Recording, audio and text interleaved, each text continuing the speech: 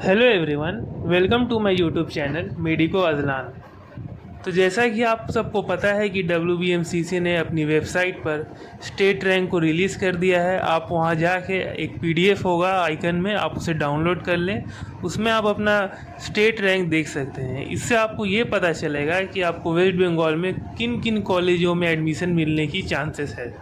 मुझे ये उम्मीद है कि आप सभी ने अपने कॉलेज की चॉइस लिस्ट को प्रिपेयर कर लिया होगा, तो उसी के हिसाब से आप अपने चॉइस फिलिंग लिस्ट को कॉलेज वाइज सही जाके वहाँ अपना अपलोड करें और चॉइस को लॉक करें। अगला हफ्ता आपको एडमिशन का डेट दिया गया है, तो उस एडमिशन में किन किन डॉक्यूमेंट्स का आपको ले जाना ज़रूरी है, मैं उनके बारे में इस वीडियो में आपको बताना चाहूँगा। ये सारे के सारे डॉक्यूमेंट्स बहुत ज़रूरी हैं, इनमें से आप एक भी मिस नहीं कर सकते। तो चलिए मैं आपको बताता हूँ। Documents required for MBBS and BDS admission for NEET UG 2025 counselling. West Bengal NEET counselling में इन सारे डॉक्यूमेंट्स का ले जाना आपके लिए ज़रूरी है एडमिशन के दौरान।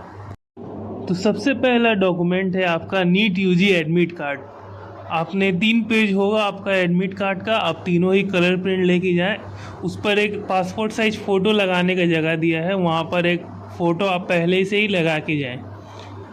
दूसरे नंबर पर है आपका नीट UG रैंक कार्ड मतलब स्कोर कार्ड जो आपको रिज़ल्ट के दिन मिला था, उसे भी आप कलर प्रिंट करवा के ले जाएं। तीसरा है आपका डोमिसाइल सर्टिफिकेट। अगर आप स्टेट कोटा से अप्लाई कर रहे हैं तो आपका डोमिसाइल सर्टिफिकेट ले जाना बहुत ज़रूरी है। इसके बगैर आप स्टेट की डोमिसाइल कंसिडर ही नहीं करेंगे और आपका सीट कैंसिल भी हो सकता है। तो A1 A2 या B जो भी प्रोफॉर्मा है आपका, आप डॉक्यूमेंट वेरिफिकेशन के दिन आप गए ही होंगे, उस पर भी मैंने एक वीडियो डाला है, देख लीजिएगा अगर आपको समझ नहीं आ रहा हो। A1 A2 B जो आप पर एप्लीकेबल है वो लेके जाएं। और अगर आपने ई डिस्ट्रिक्ट डोमिसाइल लेके जा रहे हैं तो आप एक रिस्क पर हैं, क्योंकि बहुत सारे कॉलेजेस में वो इग्नोर कर देता है ई डिस्ट्रिक्ट को। भले ही WBMCC ने कहा है कि ई डिस्ट्रिक्ट चलेगा, फिर भी बेहतर होगा कि आप A1 A2 या B जो भी आपका एप्लीकेबल प्रोफॉर्मा है उसे ही आप लेकर जाएं, तो आप परेशानी में नहीं आएंगे। उसके बाद है आपका मेडिकल सर्टिफिकेट, जो एक रजिस्टर्ड MBBS प्रैक्टिशनर के द्वारा साइन और अटेस्टेड किया हो। उसके बाद है कैंडिडेट प्रोफाइल लेटर और फीस रिसिप्ट। जब आप काउंसलिंग में रजिस्ट्रेशन किए उस पर आपको एक PDF दिया होगा वेबसाइट ने कैंडिडेट प्रोफाइल लेटर के नाम से, और फीस रिसिप्ट जो आपने 2000 रुपये दिए हैं वेस्ट बंगाल स्टेट काउंसलिंग में, जनरल कैटेगरी के लिए मैं बोल रहा हूँ, वो फीस रिसिप्ट भी आप प्रिंट करवा के ले जाएँ।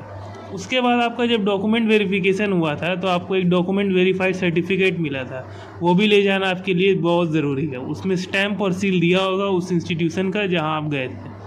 उसके बाद है 4 कलर्ड पासपोर्ट साइज फ़ोटोग्राफ्स लेकर जाएं। वहाँ एडमिशन के दौरान आपको ये पिक्चर्स लगेंगे, आप 4 से ज़्यादा ही लेकर जाएँ तो आपको आसानी होगा। उसके बाद है जब आपका सीट अलॉटमेंट रिज़ल्ट आएगा, अगर आपको कोई गवर्नमेंट सीट मिलती है या कोई भी आप प्राइवेट में जा रहे हैं तो आपको प्राइवेट सीट जो भी अलॉट होता है उसका एक सीट अलॉटमेंट लेटर मिलेगा आपको अपनी, जब आप लॉगिन करेंगे तो वहाँ पर वो सीट अलॉटमेंट लेके जाना बहुत ज़रूरी है। अगर आप सीट अलॉटमेंट लेटर ले ही के नहीं जाएंगे तो वो लोग समझ ही नहीं पाएंगे कि आपको एडमिशन मिला है या नहीं, तो आपका एडमिशन वैसे भी नहीं हो सकता उसके बगैर। उसके बाद है आपका बॉन्ड सर्टिफिकेट, जो आपको नॉन जुडिशियल स्टैम्प पेपर में, जो 100 रुपये से कम का ना हो, मतलब कम से कम 100 रुपये का स्टैम्प पेपर होना चाहिए। उस बॉन्ड प्रोफॉर्मा के अकॉर्डिंग अपना बॉन्ड सर्टिफिकेट बनवा लें और उसे भी लेकर जाएं। जो 1 लाख रुपये का बॉन्ड लगता है, मैंने पिछले वीडियो में इसके बारे में भी बता दिया है। उसके बाद एक कास्ट सर्टिफिकेट होता है। अगर आप रिजर्व कैटेगरी से बिलोंग करते हैं तो आपको कास्ट सर्टिफिकेट ले जाना बहुत ज़रूरी है। उसके बाद आता है PWD सर्टिफिकेट। अगर आप फिज़िकली वीकेंड या फिज़िकली हैंडीकैप्ड हैं तो आपको ये PWD सर्टिफिकेट मिलता है SSKM PG हॉस्पिटल से, और कोई हॉस्पिटल का ये सर्टिफिकेट नहीं लगेगा आपको, सिर्फ उसी हॉस्पिटल के द्वारा दी गई सर्टिफिकेट ही आपको काम आएगी। अगर आप कोई और हॉस्पिटल की सर्टिफिकेट लेके जाते हैं तो वो रिजेक्ट कर दी जाएगी।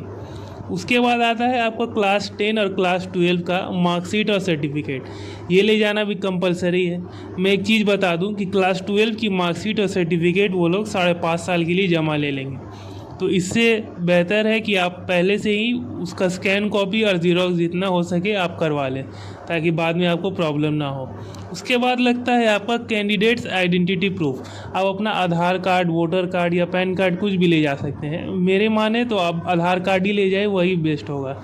उसके बाद आपका लगता है एज प्रूफ। एज प्रूफ में आपको बर्थ सर्टिफिकेट या क्लास 10 का एडमिट कार्ड जिसमें आपका बर्थ डेट दिया है वो लगेगा। आपको वहाँ वेरीफाई कराने के लिए वो लोग चेक करेंगे।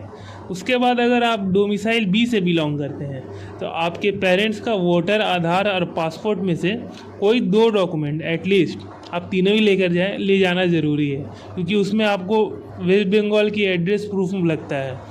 उसे आप दिखाने के लिए वो एक प्रूफ की तरह काम करता है। आप इन सारे डॉक्यूमेंट्स को ओरिजिनल ले जाएं और इसके साथ साथ आपको एक सेल्फ अटेस्टेड ज़ेरॉक्स कॉपी लगेगी इन सारे डॉक्यूमेंट्स का। आप 2 करके ले जाएं, 2-2 ज़ेरॉक्स ले जाएं सारे डॉक्यूमेंट्स का। आपको एक सेट वहाँ जमा करना है। जैसे जैसे ऑर्डर वाइज वो बोलेंगे आप उन्हें अरेंज करके आप वहाँ जमा कर दें सेल्फ अटेस्टेशन के साथ। तो यही सारे डॉक्यूमेंट्स थे जो आपको ले जाना ज़रूरी था MBBS या BDS एडमिशन के लिए वेस्ट बंगाल में।